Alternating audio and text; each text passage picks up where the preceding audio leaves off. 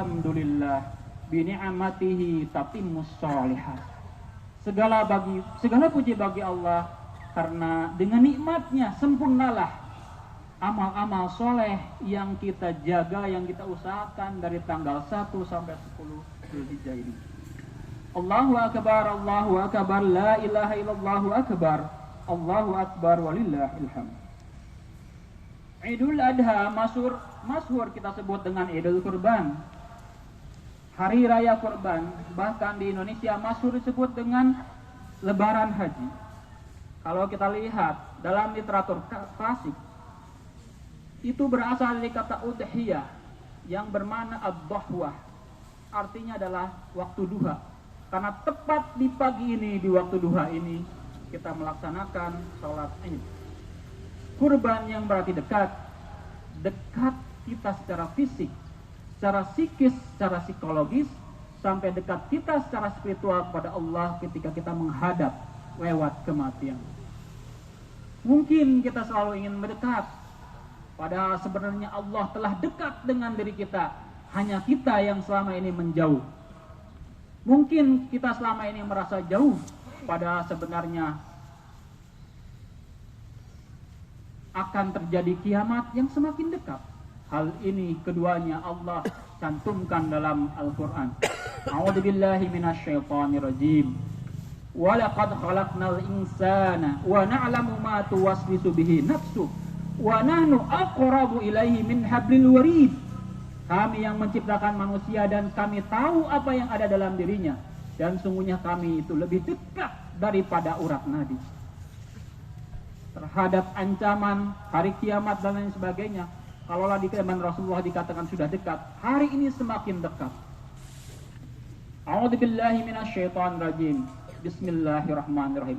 Iqtarabatis sa'atu wa saqqal qamar wa yaraw ayata yuridu wa yaqulu hada sihrun mustamir. Sungguh semakin dekat. Hanya orang-orang kafir yang menyatakan bahwa ini hanyalah sihir. Tapi buat kita Idul Adha betul-betul harus semakin dekat sebagaimana dekatnya Allah dengan diri kita. Kenapa di waktu Idul Adha ini kita harus mensyukurinya dengan bahagia? Dalam satu hadis dikatakan dari Anas ibnu Malik, ia berkata Rasulullah SAW tiba di Madinah dan beliau melihat mereka mempunyai 2 macam hari yang mereka meriahkan dengan permainan. Beliau bertanya, hari apa ini? Mereka menjawab, di zaman jahiliyah kami memeriahkannya dengan permainan.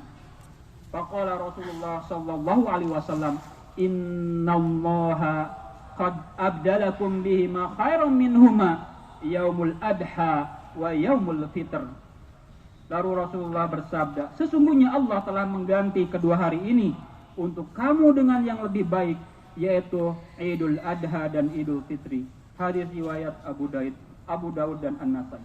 Allahu akbar, la ilaha illallah akbar. Allahu akbar walillahil hamd. Jamaah Idul Adha yang berbahagia dan dirahmati Allah. Sebagaimana yang kita ketahui dalam surat As-Saffat ayat 103-108, ibadah kurban ini lebih spesifik karena salah satu ibadah syariat yang terjadi di zaman Nabi Ibrahim. Allah berfirman, a'udzubillahi minasyaitonirrajim. Falamma aslama wa tallahu lil jabin wa nadainahu ayya Ibrahim qad sadaqtar ru'ya innaka dzalikan najil muhsinin inna hadza lahuwal bala'ul mubin wa fadainahu bidzibhin azim wa tarakna alaihi fil akhirin. Maka ketika keduanya telah berserah diri dan dia Ibrahim membaringkan anaknya atas pelipisnya untuk melaksanakan perintah Allah, lalu kami panggil dia, wahai Ibrahim, sungguh engkau telah membenarkan mimpi itu. Sungguh demikianlah kami memberikan balasan kepada orang-orang yang berbuat baik. Sesungguhnya ini adalah benar-benar satu ujian yang nyata, dan kami tebus anak itu dengan seekor sembelihan yang besar, dan kami abadikan untuk Ibrahim pujian di kalangan orang-orang yang akan datang. Ibrah yang kedua dari rangkaian ibadah kurban, selain kita harus mengutamakan, menyempurnakan akhlakul karimah, kita harus memaksimalkan dalam dimensi ibadah. Tercermin dari perjuangan pengorbanan Nabi Ibrahim tersebut Adalah benar kita hari ini merasakan rasa bahagia. Adalah benar kita ini merasakan atau mengharapkan pahala yang besar dan bersukacita.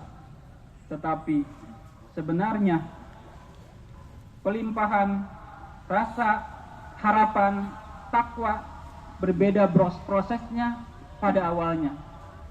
Perlu pengorbanan dan perjuangan dan level keyakinan tertinggi kepada Allah. Pelajaran tersebut dapat kita petik dari kisah perjalanan Nabi Ibrahim. Apa yang menyebabkan Nabi Ibrahim disebut sebagai imam dalam Al-Quran? Mampu memimpin dirinya, keluarganya dan umatnya. Dan kenapa Nabi Ibrahim sampai mendapat gelar Khalilullah, kekasih Allah, dan mendapat gelar Abul Anbiya sebagai bapaknya para nabi? Tiada lain karena Nabi Ibrahim punya prinsip tuntas, selesai dan sempurna melaksanakan ujian yang Allah berikan. A'udzubillahi minasyaitonirrajim. Dalam surah Al-Baqarah disebutkan, wa idz ibtala Ibrahimu rabbuhu bikalimatin fa'atammahunna qala inni ja'iluka lin-nasi imama qala wa min dzurriyyati qala la yanalu ahdiz zalimin. Dan ingatlah ketika Ibrahim diuji Tuhannya dengan beberapa kalimat lalu dia melaksanakannya dengan sempurna. Dia Allah berfirman, sesungguhnya aku menjadikan engkau sebagai pemimpin bagi seluruh manusia. Ibrahim berkata, dan juga dari anak cucuku. Allah berfirman, benar, tetapi janjiku tidak berlaku bagi orang-orang yang zalim. Kata ibtala, kalau kita membuka literatur tafsir, artinya menguji. Telah tuntas Nabi Ibrahim melaksanakan ujian, lulus beliau ketika menghadapi dibakar hidup-hidup oleh Raja Namrud dan pengikutnya. Lulusnya Nabi Ibrahim ketika turut dan mangut pada perintah Allah, membawa anak dan istrinya kepada gurun Sahara yang secara rasional tidak mungkin ada air dan makanan di sana. Dan lulusnya ujian Nabi Ibrahim dari ujian tertinggi yang mungkin oleh hari ini kita katakan sebuah ujian yang gila, yaitu manakala Nabi Ibrahim harus memenggal anaknya sendiri. Tentu hal ini sangat berat, tetapi Nabi Ibrahim lulus maksimal dalam ibadah. Sebagaimana disebutkan dalam surat An-Najm ayat 37, A'udzubillahi minasyaitonirrajim, wa Ibrahim alladzi waffa, dan lembaran Ibrahim yang selalu menyempurnakan janjinya. Allahu akbar, la ilaha illallahu akbar, Allahu akbar walillahil hamd.